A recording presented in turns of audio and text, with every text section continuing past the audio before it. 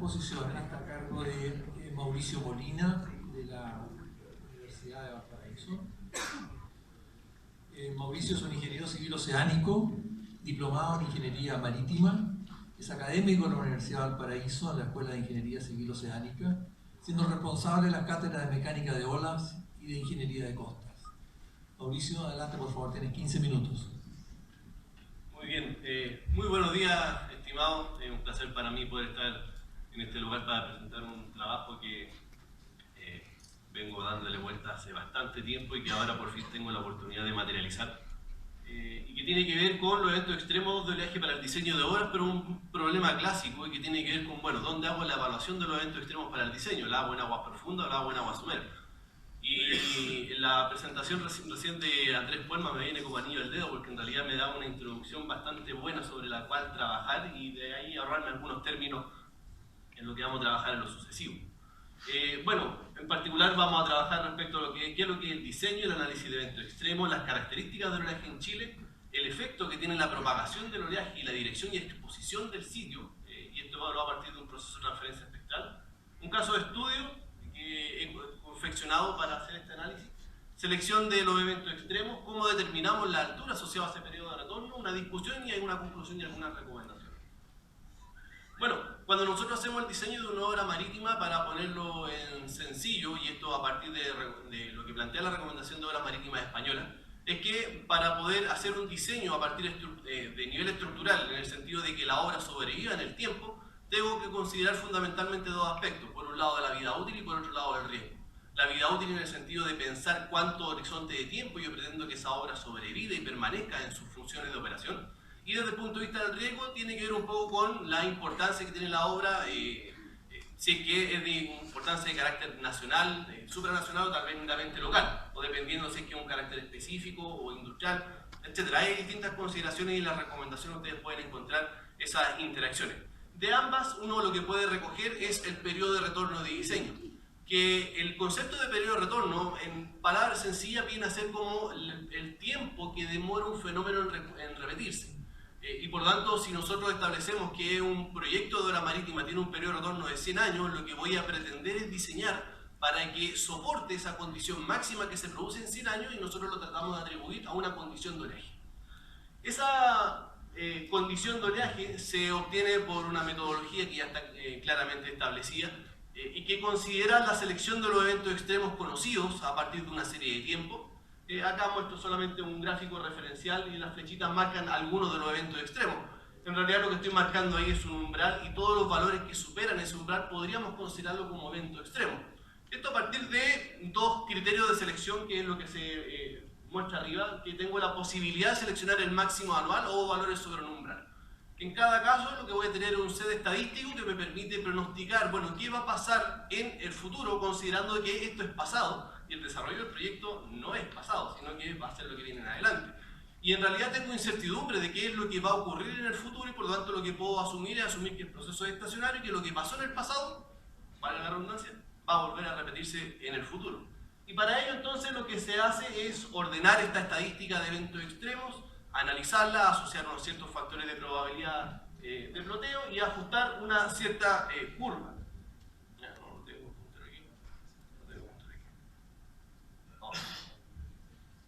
Ahí sí, ya. Entonces, como muestra acá el ejemplo, tenemos evento extremo seleccionar, por lo tanto yo trato de ajustar una curva, ¿ya? Mismo ejercicio que el que hice yo, más también selección de evento extremo, ahora no se ve tan bonito como acá, hay datos un poco más dispersos, y lo que uno busca es, bueno, la mejor manera en la que esta curva puede ajustarse a esos datos disponibles. Ahora, ¿por qué? Me voy a tomar un poco de la exposición que planteó ayer José María Grasa respecto a esta observación respecto a los eventos extremos conocidos y los eventos extremos desconocidos. Porque en realidad lo que uno hace es, a partir de los eventos extremos conocidos por medio de la estadística, tratar de anticiparse a esos desconocidos que van a venir en el futuro. Y probablemente si es que yo tengo un proyecto que está diseñado para un periodo de retorno de 100 años, yo no voy a tener, o en el caso chileno no tenemos 100 años de estadística como para decir, bueno, busquemos el máximo de los 100 años y ahí tenemos una idea. Necesariamente nosotros tenemos que hacer algún ajuste y a partir de ese ajuste tratar de pronosticar hacia el futuro, ¿ya? Así que ahí hay un primer elemento importante, en que en la medida que nosotros tengamos una adecuada selección de eventos extremos, nosotros podemos tener mayor confiabilidad respecto a cuál va a ser ese parámetro de diseño de nuestra obra, ¿ya? Y por lo tanto, cualquier falencia dentro de esta selección claramente va a modificar el ajuste y también va a modificar el pronóstico que se tenga previsto para efectos de diseño. Veamos cuál es la condición que tenemos en Chile. Bueno, ahí está el Océano Pacífico, ahí estamos nosotros, en este día en San Antonio. Las condiciones típicas de oleaje en Chile tienen varias fuentes de generación, predominantemente el Pacífico Sur, donde se genera la mayoría del oleaje que llega a Chile y que llega con dirección suroeste. Y también tenemos en verano la llegada del oleaje proveniente del hemisferio norte, como las que tuvimos en este verano. Una tercera condición de generación es de generación local, cuando frentes de bajas presiones escapan usualmente en invierno y generan condiciones de oleaje local en esta zona. Si lo miramos a partir de eventos extremos, en los últimos años hemos tenido quizás de los más importantes por cada una de las fuentes de generación. Partiendo por el 3 de julio del 2013, con un evento de marejada de gran importancia que afectó toda la costa de Chile, inclusive Perú y un poco más al norte, afectando muchos lugares y entre ellos los más emblemáticos, el puerto de Antofagasta. Posterior a ello, el 8 de agosto de 2015, ya señalado por otros autores, con una dirección predominantemente en noroeste de carácter local, afectando la cuarta y la quinta región, sobre todo las bahías orientadas en esa dirección, y en este verano las marejadas que no permitieron a muchos bañistas utilizar las playas y que estuvieron llegando de manera recurrente. No fue solamente una, fueron varias y por eso entonces las encierro planteándolas como un solo mes. Un pequeño paréntesis. Esto es importante porque tiene que ver un poco con el sustento del trabajo posterior. Tiene que ver con la representación espectral del oleaje, que es una materia un tanto compleja de tratar de llevarla a la práctica, pero trataremos de sintetizarlo. Lo que tenemos abajo nosotros es el oleaje real. Es un oleaje variable que tiene diferencias entre una ola y otra, no siempre son de frente largo, se van produciendo superposición de direcciones, etc. Es un oleaje irregular, caótico. Y lo que podemos nosotros plantear como hipótesis es que ese oleaje real lo podemos entender como la superposición de muchísimas componentes, cada una de ellas con una altura, un periodo y una dirección constante, ¿ya? Y que son trenes de ola y que se superponen y que al superponerse entonces puedo representar nuestra ráfaga. Y que cada una de ellas entonces se ordenan de manera matricial, ordenados por dirección, por frecuencia y asociado a la frecuencia del periodo, y por cada combinación el valor de energía y asociado a la energía la altura de la ola. Con ello entonces podemos obtener representaciones gráficas tridimensionales, de colores, etc. Hecha esa explicación, lo que les presento es el espectro promedio de el oleaje en el mes de enero en la región de Valparaíso. Uno puede visualizar que hay dos componentes principales, la que predomina, la condición suroeste, que es generada en esta banda y que tiene las mayores intensidades en energía, pero también hay una componente que viene desde el 315, 330 al 330, que es la dirección noroeste con periodo un poco mayor y que corresponde a la generada en esta zona. Si nos vamos al mes de julio, el espectro promedio cambia, nos damos cuenta que ya no está presente la condición del norte, porque ya en esa zona es verano y por lo tanto no hay tanta generación de oleaje. Se mantiene predominando la condición suroeste, pero aparece con mayor intensidad la componente local. ¿Ya? Esto en la época invernal, asociado también a las condiciones de tormenta, lluvias, etc. Eso eran las condiciones medias, pero si nos enfocamos en las condiciones extremas, no consideren por favor ese título, solamente se me pasó. ¿Ya? Este es el espectro promedio de los eventos extremos, de los 37 mayores eventos, porque estoy considerando 37 años de estadística, consideré un poco ese criterio. Y de ahí uno puede visualizar que las zonas de generaciones predominantes son justamente el suroeste y la componente local con una variabilidad direccional bastante importante que abarca tanto el tercer como el cuarto cuadrante. Eso nos hace preguntar, bueno, tenemos oleaje de distinta dirección y aquí recojo lo planteado por Andrés Puelma en la exposición anterior. Claramente el oleaje, dependiendo de la dirección y dependiendo de la exposición del sitio, va a ser reflejado de distinta manera en la costa. Un oleaje que pueda ser entendido como muy fuerte en aguas profundas o costas afuera, en una zona protegida prácticamente pasará desapercibido. Y una condición de oleaje que tal vez no es tan importante en un sitio plenamente expuesto, va a llegar con la misma intensidad y por lo tanto quizás sea entendido como un oleaje importante en la zona. Y de ahí entonces es válido preguntarnos, bueno, entonces todas las condiciones de oleaje que son fuertes e intensas afuera, ¿también son fuertes e intensas en el sitio? Vamos un poco a lo que es la práctica práctica chilena. La práctica chilena, al menos, o lo que está más reconocido, tiene que ver con la publicación 3201 del CHOA, que en el capítulo 3.1, 3.15, que es clima de oleaje extremo en diseño, señala que el desarrollo del clima de oleaje de diseño estará basado en olas extremas que son definidas en aguas profundas. Hay una sugerencia respecto a utilizar 20 años de estadística y por lo tanto 20 datos, un dato por cada año, y que a partir de ello hacer alguna estimación de ajuste para poder obtener ciertos periodos de retorno. Si bien esta publicación es de carácter asociado a la navegación, sí hay algunas ocasiones en las que los desarrollos de estudios se piden con aprobación CHOA, y para que haya con aprobación CHOA entonces necesariamente hay que pasar por esta metodología. Y en lo que son usualmente las consultorías a nivel de DOP se sugiere utilizar metodología CHOA, aunque no necesariamente se pida aprobación CHOA. De ahí entonces que es frecuente encontrar que se utilice la metodología de seleccionar en aguas profundas, hacer el ajuste en aguas profundas del evento extremo y posteriormente llevar hasta el sitio de interés. Por lo tanto, como lo decía, selección, ajuste, obtención de la altura de diseño asociado a un cierto periodo de retorno, y como nosotros lo que tenemos es un oleaje, de nuevo, extremo, desconocido porque todavía no ocurre, sabemos más o menos cómo va a ser su altura, pero no sabemos cómo va a ser su periodo y su dirección. Y de alguna manera, con algún criterio, hay que asociar un periodo de dirección para después, posteriormente, propagar hasta el sitio de interés. Ahora, nosotros tenemos la hora en la costa, normalmente, todavía no nos desarrollamos tanto en Chile para tener estructuras offshore.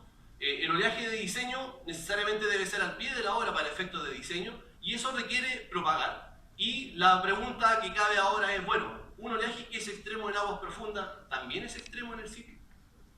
Y a partir de los antecedentes que he planteado anteriormente y también a partir de la exposición de Andrés, bueno, es válido hacerse esa pregunta.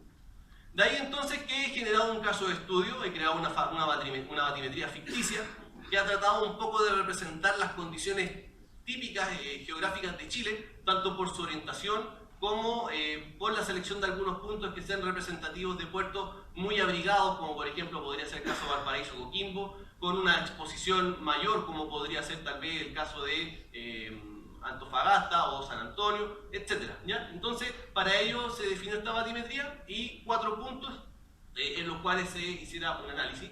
Se considera una serie espectral de 37 años del proyecto FONDEF, un atlas de oleaje para Chile. Y aquí aprovecho de pasar el dato, también la profesora Carolina Martínez ayer planteaba las dificultades que tenemos a nivel de ingeniería marítima para poder trabajar con estadística de oleaje. Permítanme comentarles que en enero del año entrante se hará el seminario de finalización de este proyecto, en el que contamos con la gran ventaja de que la estadística de oleaje a nivel, que se va a generar va a quedar de libre disposición para todo usuario. Y va a haber una página web también para poder acceder a esa estadística. Por lo tanto, ya estamos viendo un poco la luz al final del túnel y no estamos tan amarrados necesariamente a invertir grandes sumas de dinero para poder tener estadísticas de oleaje para poder trabajar. Bueno, y considerando esa base de datos, entonces, se hace una transferencia de tipo espectral a cada sitio y, por lo tanto, de ahí uno puede empezar a sacar algunos resultados que paso a presentar. Primero, ¿cómo es la selección de los eventos extremos en aguas profundas? Entendiendo aguas profundas como la zona en la que el oleaje no se ve afectado por fondo. De ahí entonces podemos ver que la diferencia entre las dos metodologías, por una parte separar sobre umbral y valores máximos anuales, que son los que están con rojo. Nos damos cuenta que el de máximo anual considera eventos extremos y deja de considerar otros porque tal vez en un mismo año ocurrieron 2 eventos que eran muy importantes, ¿ya? Sin embargo, también hay muchos años en la condición de valores sobre umbral donde no hay datos porque no hubieron datos tan fuertes ese año como para ser considerados como eventos extremos. Otra modalidad que se ocupa con frecuencia es separar por cuadrantes la dirección de incidencia del oleaje como para tratar de aislar estas fuentes de generación. Y es lo que está marcado en el gráfico de su derecha con un círculo rojo para el caso de las direcciones suroeste y con un rombo azul para el caso de las componentes noroeste, ¿ya? Ahí uno puede visualizar que en el caso del tercer cuadrante hay una variabilidad a lo largo del año, esto considerando la variabilidad estacional, mientras que las del tercer cuadrante están asociadas fundamentalmente a la época invernal. Bueno, propaguemos toda la estadística, los 37 años de espectro, reconstruyamos los 37 años de espectro, que son cerca de 101.000 espectros en el sitio, y hagamos un análisis de evento extremo en el sitio para ver si es que el evento extremo en aguas profundas también lo es en el sitio. Y dependiendo del punto nos encontramos con la sorpresa, que si consideramos el máximo anual, lo que se marca en los rombos es la selección en aguas profundas y lo que se marca en rojo es la selección en el sitio. En el caso del sitio A, nos encontramos que hay 6 eventos que son extremos en el sitio y que ni siquiera entran dentro de este ranking de eventos extremos en aguas profundas. O sea, este ranking yo lo consideré tomando en cuenta el 95%, valores que superan el 95% de la estadística, y con ello entonces considerarlo como extremo. Bueno, hay 6 eventos que son extremos en el sitio que no lo son en aguas profundas. Y de ahí lo mismo pasa en el caso B, donde esos datos aumentan a 8. En el caso de valores sobre umbral ya son un poco menos, pero nos damos cuenta que se consideran como extremos eventos que en aguas profundas eran lejos de ser considerados como eventos extremos. En los sitios C y D pasa algo similar, aunque en el caso C esto es aún mayor. Hay 10 eventos que no son considerados como extremos en aguas profundas, pero que sí son en el sitio, lo mismo que en el caso D, ¿ya? De ello que nos da la primera conclusión, que un evento extremo de aguas profundas no necesariamente es extremo en el sitio. Y de ahí entonces cualquier aproximación que yo haga de estos ajustes de valor extremo en aguas profundas, si yo lo hago solo con los datos de aguas profundas, no estoy asegurando de que efectivamente sean los extremos en el sitio. Y por ello entonces hay un llamado de atención importante. La evaluación debe hacerse en el sitio porque todo el oleaje debe ser evaluado en ese lugar, porque es donde se va a presentar la condición de diseño. Quedan 5 minutos. Muy bien, vamos a continuar entonces. Y vamos al paso siguiente. ¿Qué pasa si yo al utilizar esta estadística hago el ejercicio de generar la evolución de eventos extremos para estimar el periodo de retorno de diseño? Y con ello, bueno, ya les señalaba, se necesita asociar un cierto periodo de dirección a estos eventos de aguas profundas, porque, de nuevo, es una estimación hacia futuro en la cual desconozco inclusive cuál es el espectro que se va a producir. Y por lo tanto, de todo esto que son la disponibilidad completa de datos, yo selecciono 3 casos que pudieran ser 3 criterios que podría utilizar algún modelador.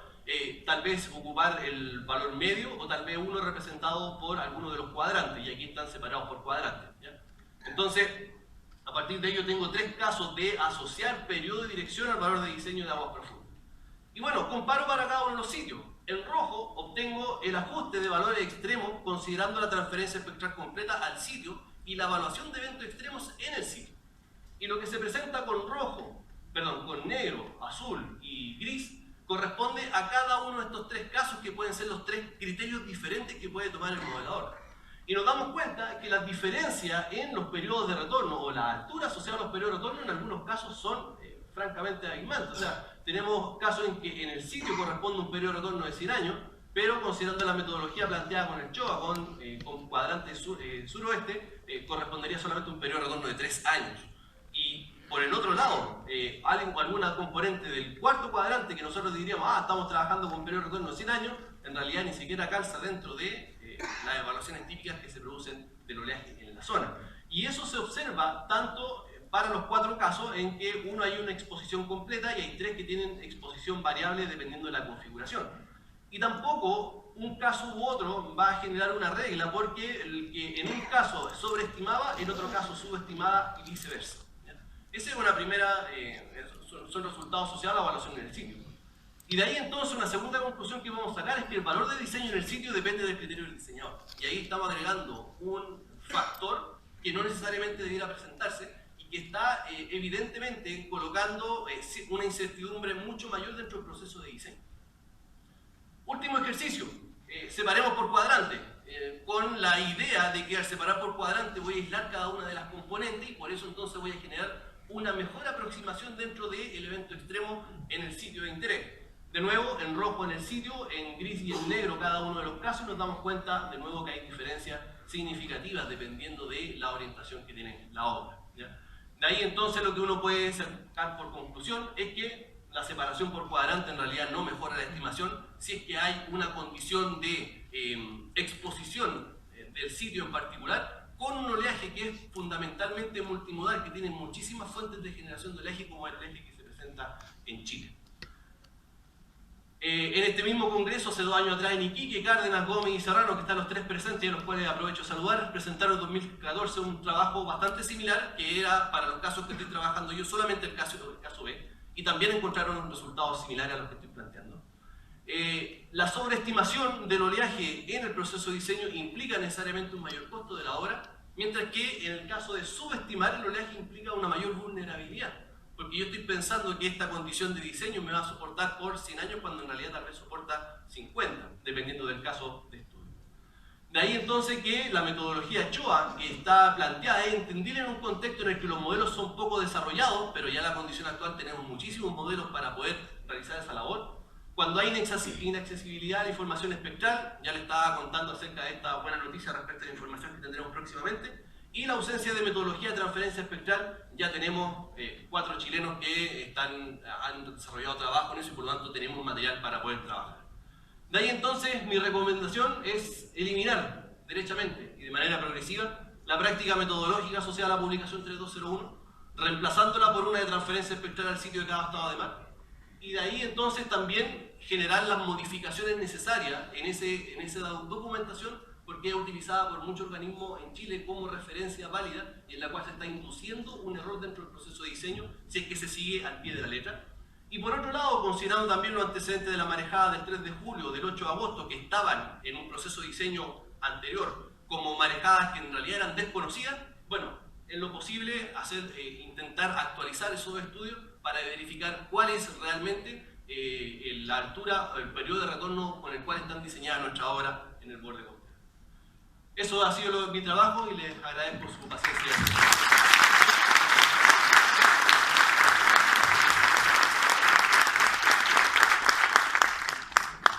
Muchas gracias, Mauricio.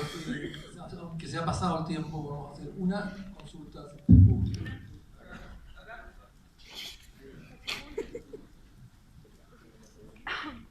Hola, Mauro, felicitaciones. Muchas gracias. Mira, yo tengo una pequeña consulta que creo que igual tiene como incidencia en los resultados.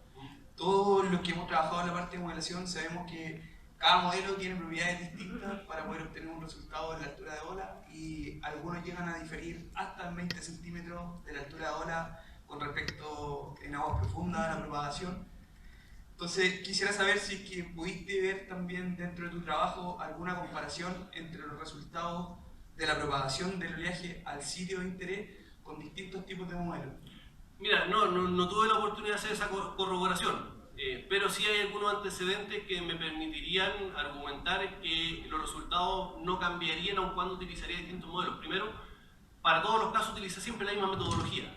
Por lo tanto, si hay un error inducido, ese error estuvo presente en cada uno de los procesos. Y por lo tanto, ya no habría un error diferenciador entre cada uno de los casos. Segundo, los órdenes de magnitud de las diferencias, estamos hablando del orden de metros. Entonces, si bien podemos tener diferencias del orden de centímetros, en este caso los errores son aún mucho mayores y esto tiene que ver desde el punto de vista metodológico, más allá de las capacidades del modelo. Claramente esto puede ser perfectible o el diseño final de la obra va a ser perfectible en la medida de que los distintos elementos, tanto lo que es la batimetría, la información del eje disponible, el tipo de modelo a emplear, va a ir mejorando de una u otra manera esa aproximación. Pero esto es independiente del sistema de modelación porque tiene que ver con el proceso con el cual yo genero la evaluación de los eventos extremos en el sitio. Y eso pasa fundamentalmente por una deficiencia en la selección de los eventos, porque se asume que el evento extremo de aguas profundas también es en el sitio y eso lo hemos mostrado que no es así necesariamente. Entonces, sí es un elemento que se podría mejorar, pero no, me parece que no alteraría los resultados que he encontrado en este trabajo. Vamos a repetir una pregunta más.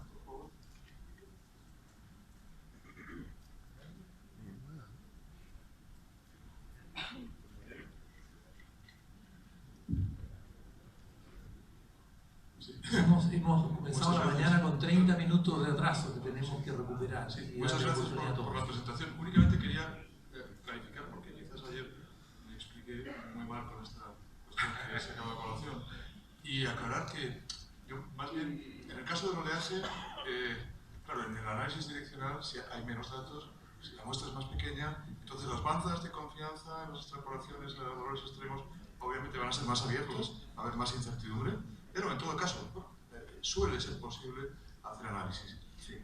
Yo casi me estaba refiriendo más a aquellos fenómenos que no están tan bien caracterizados, en las que efectivamente el número de eventos disponibles es verdaderamente extremadamente bajo, o que incluso son completamente desconocidos.